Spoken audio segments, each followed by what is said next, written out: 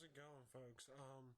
So my video is not gonna have any audio, and I don't know why. I recorded it and it didn't turn up with any audio. So it's just gonna be the video, and you might see me stop every once in a while to talk to a friend through the Steam interface. Other than that, well, this is gonna be my first video of a Let's Play of Oblivion, and I picked the red guard because I love to use a sword. So fun. I love using a sword.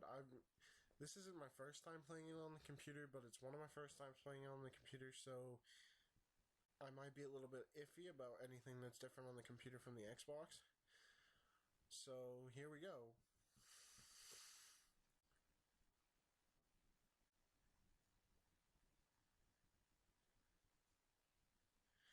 Also, sorry about my low-ass quality on this video. It's just how my computer runs. I don't really have a good graphics card. I'm looking at getting a new computer soon so I can run really high and play my games better, record better. So if in case you didn't know, in Oblivion and most of the Elder Scrolls games that I've played, at least, you start in captivity, either in a prison. In Skyrim you start on a wagon, and in Morrowind you start in a boat, and you're coming from a prison, and then you're going to be executed in Skyrim. Now this guy really is just a jerk right across the cell from you. He's telling you you're gonna die, but the good thing is, if you play later on, if you don't know, if you play later on in the Dark Brotherhood, you can sneak through here. And it's really hard to sneak through past all the guards that are in the sewers, but you can sneak through and kill this guy for the Dark Brotherhood because he's a dick. And it's fun to kill him.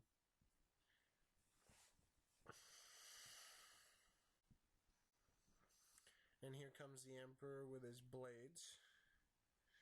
And there's my friend Darklight, who also is doing videos on YouTube if you want to check him out.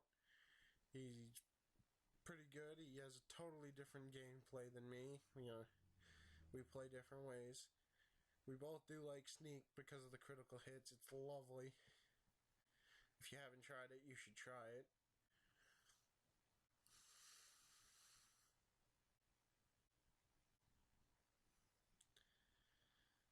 I didn't skip any of the audio parts, so this might be a little boring right here. He goes on and on about how he saw you in his dreams, and that he's going to die today, and that later on he tells you that you're the only one who can shut the gates of Oblivion and save the Empire and kind of the world.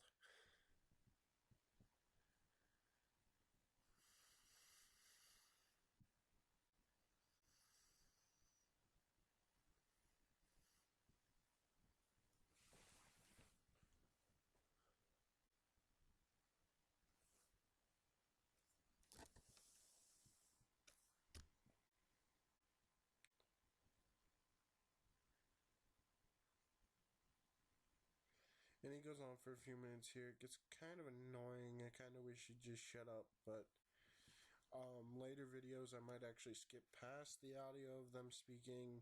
I thought that maybe I could just let them speak and you guys might listen, but it seems I have no audio. There's really no point in letting them speak at all. I didn't know there would be no audio, but it seems my recorder wasn't really on my side.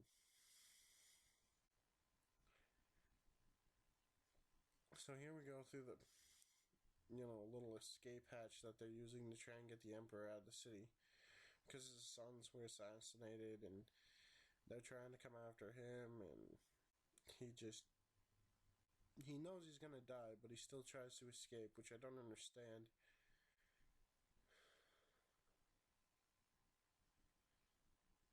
So right here is when the Blades will get ambushed by some Mythic Dawn characters, and they're gonna kill one of the captain of these people so quickly. Just one hit and she's dead. Yet if you try to kill them, they're like super hard to kill, and the blades kill them with like 3 swings, which is crazy. I always pick up her sword, the torch, and the short sword she has on her. I usually sell the short sword. Her sword you don't get to keep because at the end of this, you will give it to her comrade, who will also take the other guy's sword if you have it hit. And it's kind of a good thing, I think. I think it gives you better luck, or it just makes your loot better when you go through caves. Because I didn't used to pick up their swords and give it to them, but now that I do, it seems that I get better stuff every time, and that totally works out in my favor. So you leave the Emperor, and this opens up. That rat just teleported behind me. I really don't know how that works, but it happened in an earlier gameplay too. I love lockpicking, and there's another rat behind me. So, as I was saying, I love lockpicking. That's when I think it's so much better in this game. It's kind of harder than in Skyrim, but I honestly love it a lot better. And I think that it's a lot more worth the time and hardship that it takes to do it than it is in Skyrim. And in my opinion, it's actually kind of easier than Skyrim because it's ridiculous in Skyrim. You have to have it in the exact right place or your lockpick will break. On this, at least if you're good, you have a chance.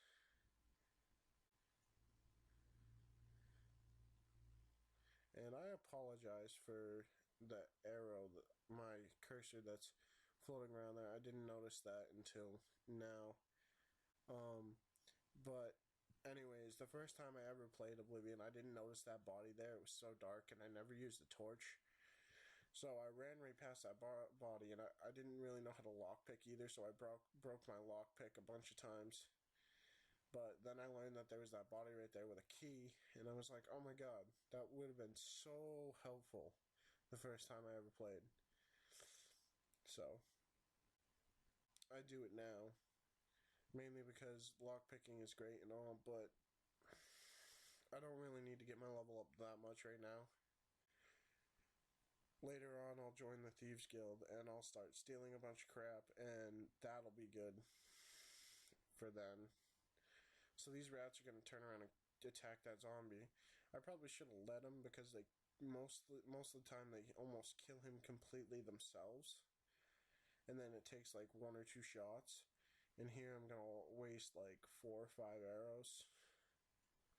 That's 2, 3, 4. Oop, I might waste 6.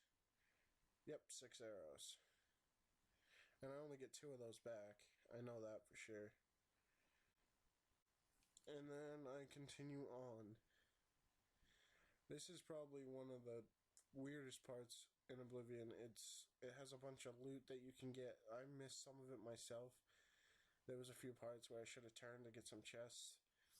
But it's here just to teach you the game and give you a head start rather than leave you in the dust, which they kind of did in Morrowind. You just kind of got off the boat, you got a dagger, and you found a ring, and then you were just off into the world to go somewhere. And I haven't really quite figured out Morrowind right now, so it's weird to travel. I don't know where I'm going. I'm kind of lost because I started with Oblivion, so I know this game a lot better. And here's the second rat. I love using a sword. I said that at the beginning, but you will see me most of the time throughout this little video right here use a bow, because I also like to use a bow, and I never used to do it in Oblivion, so I'm going to switch between a sword and a bow. That'll be a new thing for me too. I tried it in Skyrim. It was pretty good. I mean, bows are really good to use in Skyrim because of the whole dragon situation. You know, they fly around you like dingbats and shoot at you constantly. see, there's a chest right where that rat just came from. I totally missed it. I probably should have got it. If you would have watched my friend's video before he took it down, he got it, and that's what made me remember that there was one there, because it's been a long time since I played this game.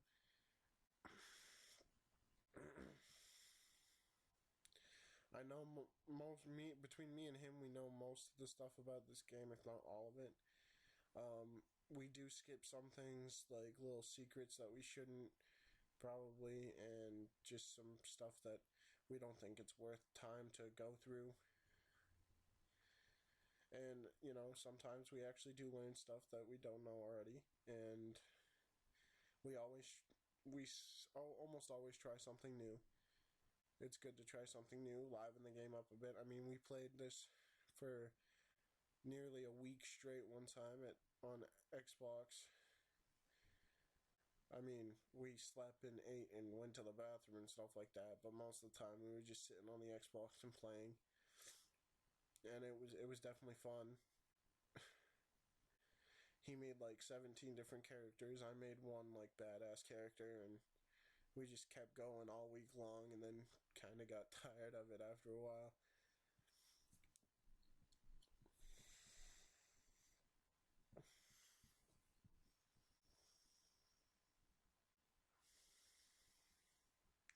I never used to sneak up on this guy. I always used to just charge at him because he'd always notice me if I moved too much. But with a bow, it's so much easier to sneak. And as well, on the computer, it's so much easier to sneak because where on the Xbox, you're almost always moving in that fast motion unless you, slowly tap your joystick. In this, you're not. You're actually, you have a shift button which allows you to run. So as soon as you hit that, well, it's not shift. It's the caps lock button. And as soon as you take that off, you can move very slowly, which allows you to sneak a lot better than it did on the Xbox. And he has no weapon. He's using his hands like a brawler. Get my arrows back and get more lockpick. Lockpicks are sort of essential if you're going to be a thief. I think they're essential in general because you get to break in places, and even if you're not a thief, they can be useful a lot of the times.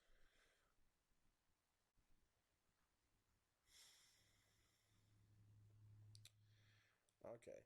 The reason I'm shooting an arrow right now is because if you don't see, there's a wire right there. There's a goblin right here, and I always trip this wire. Don't let him hit me, and he kills himself with his own trap. It's kind of funny in my opinion because it was set up there. He obviously was one of the people who set it up, and he let himself get killed with it. There's two goblins up here, you'll see in just a second, and these logs, they do the same exact thing. It's actually kind of funny. I don't know why they set up traps that'll kill themselves, but it really helps you out, so why not just use them? He shoots an arrow or two at me, and yep, they get taken out by the logs. Funny stuff. And then there's two chests right here. They don't really have much in them. They have some. This one has, arrows and that, and this one has some potions. Potions are good if you don't do magic. I don't do restoration or anything, which most of my friends do. So, potions are really good for my health. It really helps me stay alive in combat situations, especially later on in the arena if I get into some trouble fighting some of the people there. Potions always help me out a lot.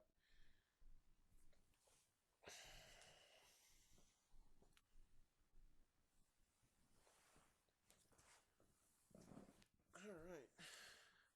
So there's 3 other goblins in this room. There's one right over there. I'm gonna attack him with a sneak attack.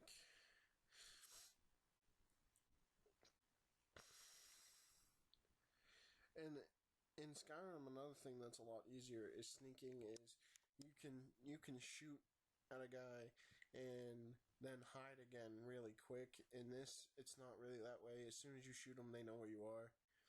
Right here, I'm trying to shoot the Goblin Shaman way over on the other side, and I got him.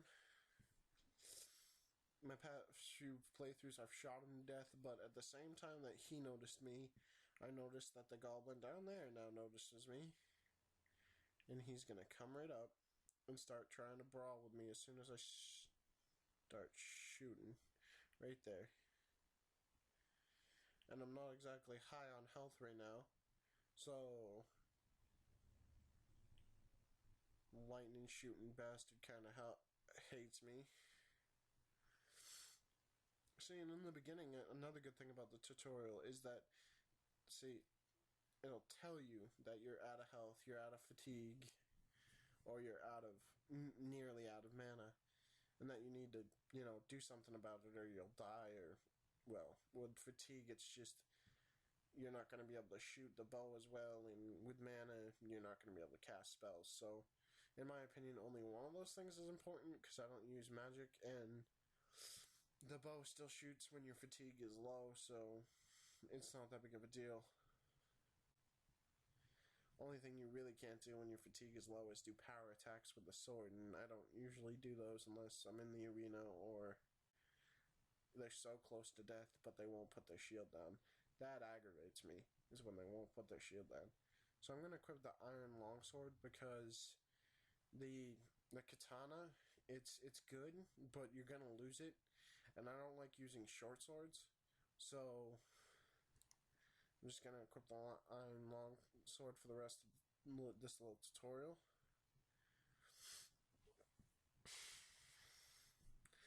And the first time I played, I didn't even notice that chest there. It was like, I just walked right past it and kept on going. But then my friend pointed out to me when I was playing my second playthrough, and he's like, dude, there's a chest right around the corner. I'm like, no, you're lying to me. So I turn the corner, I'm like, oh, Jesus Christ. Right here, it's a little glitchy, sorry about that. See, these guys take forever to kill you. Takes you forever to kill them, sorry. Yet, the blades kill them like that. Just one swing. And they're not even that good. 2 of them die in this whole thing. Only one survives, is the guy without the shield.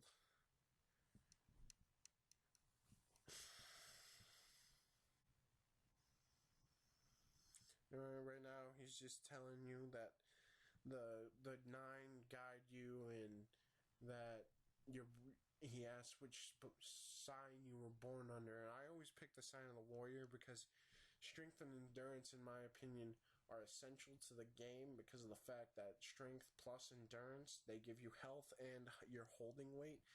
So, you can hold this, that, and the other thing, and then with endurance, you have more health all the time, so you don't die as easy.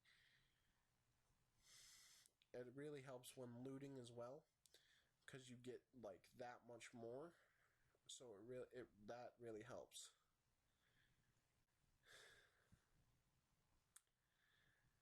You might also notice, and if you didn't, I'm sorry for mentioning it, but I am recording in a window. Right now, he's just talking about how he's gonna die, by the way. And that most men don't see the hour of their death, but he does, and he's blessed by the gods for that, and really not really. He just, crazy.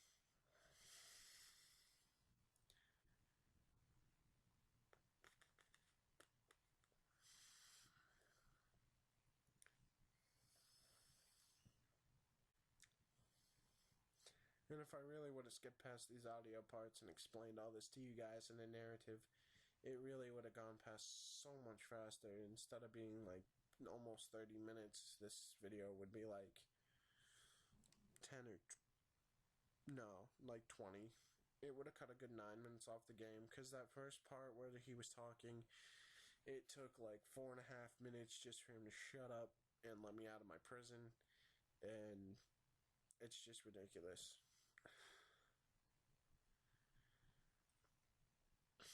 So this guy will talk to you and give you a torch and tell you really to stay out of their way while they fight the guys who are trying to kill the Emperor.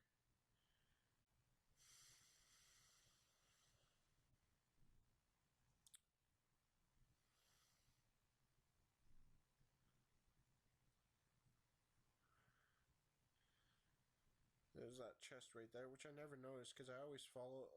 I noticed like my fourth playthrough in because I always used to follow the Emperor and just walk behind them, but then I noticed that it wasn't. And I'm sorry, I said the guy with the shield dies. It's actually the guy without the shield that dies. Barrius is the one with the shield, and he survives. Glenroy or Gelroy or whatever his name is the guy that actually dies. I never saw him until this time use a healing spell on himself. That was interesting. The things you notice.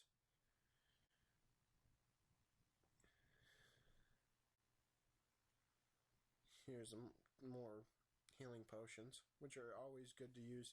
Whether they're weak or regular, it doesn't really matter. So, I don't know why, but I followed this guy for like 2 minutes because he started walking back, and I didn't understand why he was walking back. I talked to him to try and get him to walk forward. It might even be more than 2 minutes. I even attacked him, but not enough to get him to attack me back because on the computer I do not know how to surrender. The one time I did get in trouble on the playthrough before this on the computer, I went and ran out of the city, went to a different guard who hadn't started attacking me yet, and he accepted my payment, and I went to jail, saying, "Oh, I was hoping you would resist arrest," like he always does. So he trails all the way back here, and I finally try and steal some gold from him. I don't know. And then he turns around. So I'm like, okay, well, he's gonna be coming back. So I head out to go towards the Emperor and the other blade there, and I turn around to check if he's still coming, and look where the other blade and the Emperor suddenly teleport to. It just confused me. I don't understand what happened. He just walked back, and the Emperor and the other blade apparently teleported to him, so that was that. It took a good, 2-3 minutes for that to just happen by itself. I didn't actually understand what was going on.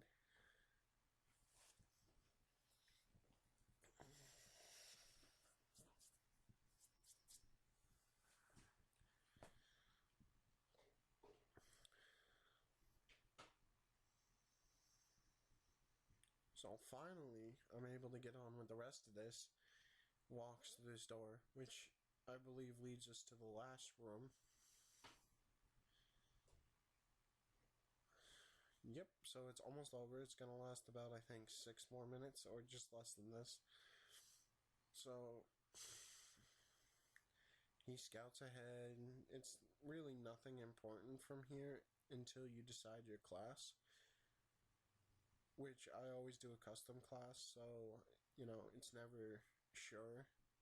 I've never had that guy say I was the same class twice. Like, they give you a recommended class based on what you've done. I haven't really played it that many times through, so it's understandable why he hasn't given me the same one twice. But I just think that's weird.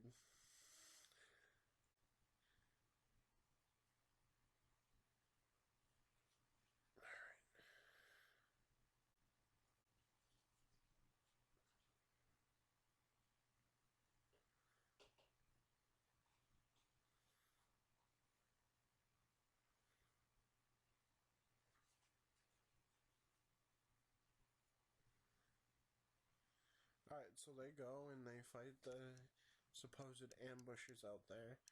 And now the Emperor's gonna come over and talk to me for just a second. And now he's saying that he's gonna die. And,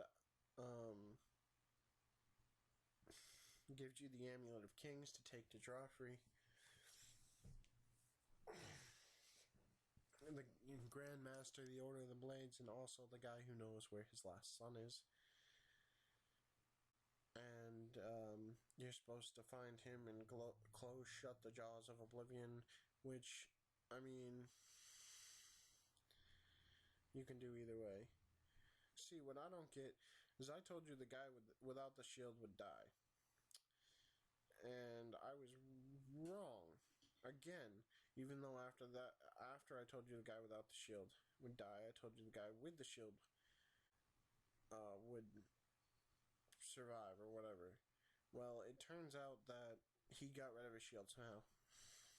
That's why it confused me when I said that the guy without the shield would die. I mean, without the shield would live.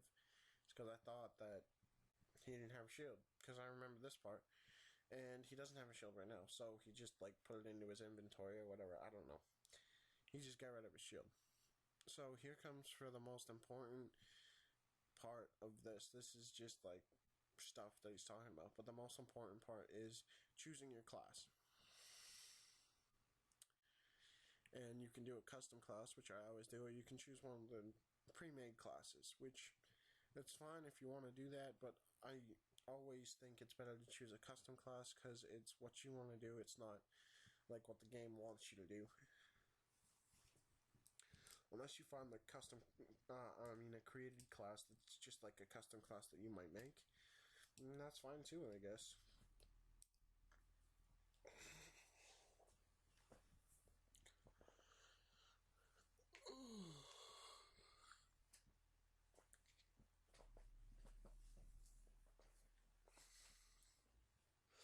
So he's just talking about how the sewers is the way out of this place and that you're going to go down there, and you ask the sewers and he said, oh, there's just rats